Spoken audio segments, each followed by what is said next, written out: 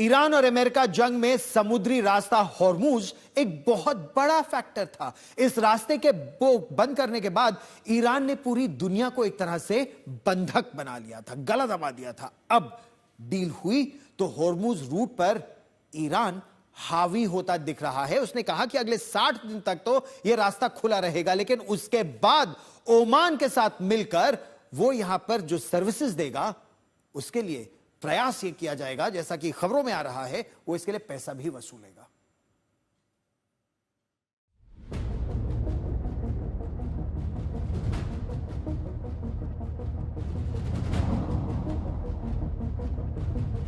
दुनिया के नक्शे पर एक ऐसा समुद्री रास्ता जिसकी चौड़ाई भले कम लेकिन ताकत इतनी कि यहां हलचल हो तो पूरी दुनिया की अर्थव्यवस्था हिल जाए। यह है हॉर्मुज स्ट्रेट, जहां से गुजरती है दुनिया की ऊर्जा सप्लाई की सबसे अहम लाइफलाइन। ओमान और ईरान के बीच सिर्फ करीब 40 किलोमीटर का यह रास्ता दुनिया के लिए तेल की नस जैसा है, क्योंकि खाड़ी देशों से निकलने वाला तेल और गैस इसी रास्ते से दुनिया तक पहुंचता है। इसी हॉर्मुज को लेकर अमेरिका और ईरान के बीच सबसे बड़ा टकराव रहा। ट्रंप का दावा था ईरान को हॉर्मुज पर अपनी मर्जी नहीं चलाने देंगे। दुनिया के इस अहम रास्ते पर किसी एक देश का दबदबा नहीं होगा। We'll have the strait opened up. Right now, we have it closed. We have total control of the strait. And the fact that it's closed, they would have opened it up 3 days ago. They came to us and they said, we will agree to open the strait. And all my people were happy. Everybody was happy except me. I said, wait a minute, if we open the strait, that means they're going to make $500 million a day. I don't want them to make $500 million a day until they settle this thing. So I'm the one that kept it closed. We have total control of it.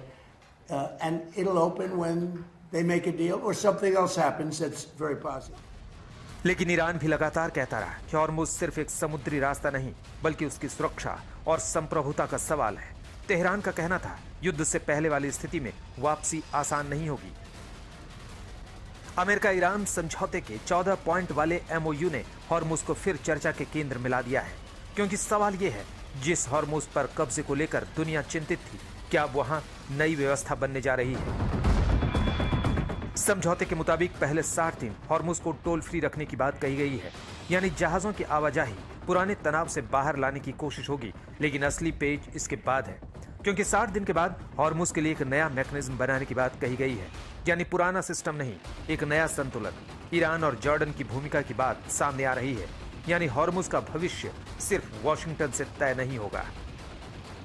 America और Iran के बीच चल रही जंग का खात्मा उस समझौते पर दस्तखत के साथ हुआ जिस पर अमेरिकी राष्ट्रपति डोनाल्ड ट्रंप और ईरान के राष्ट्रपति पेजेश्कियान ने अपनी मोहर लगाई। साथ ही दुनिया ने राहत की सांस ली कि स्ट्रेट ऑफ हॉर्मुज अब खुल जाएगा। लेकिन अभी वो कई पेच बाकी, जबकि ईरान ने साफ कर दिया है कि 60 दिनों तक स्ट्रेट ऑफ हॉर्मुज में किसी तरीके का चार्ज नहीं लगेगा, लेकिन उसके बाद वो नई और बती हुई व्यवस्था के अंदर जहाजों के ऊपर चार्ज लगाएगा, उनसे टोल वसूल करेगा। यानी इस समझौते में अभी भी कई कड़ियां ऐसी हैं जो आगे इसके भविष्य को लेकर सवाल खड़ा कर सकती थी। दुनिया की नजर इसलिए हॉर्मुज पर है क्योंकि यहां तनाव बढ़ा तो असर सिर्फ मिडिल ईस्ट तक नहीं रहेगा। तेल की कीमतें, शिपिंग कॉस्ट और महंगाई तक इसका असर पहुंच सकता है। अगर 60 दिन बाद हॉर्मुज पर ईरान का कंट्रोल हो जाएगा, टोल टैक्स लेगा, तो मैरीटाइम फ्रीडम कहां होगी? समुद्री जहाजों की आवाजाही की आजादी कैसी रहेगी? समुद्री सुरक्षा के साथ एनर्जी सिक्योरिटी का मंत्र कैसे काम करेगा? जिनेवा से प्रणय उपाध्याय के साथ आज तक ब्यूरो।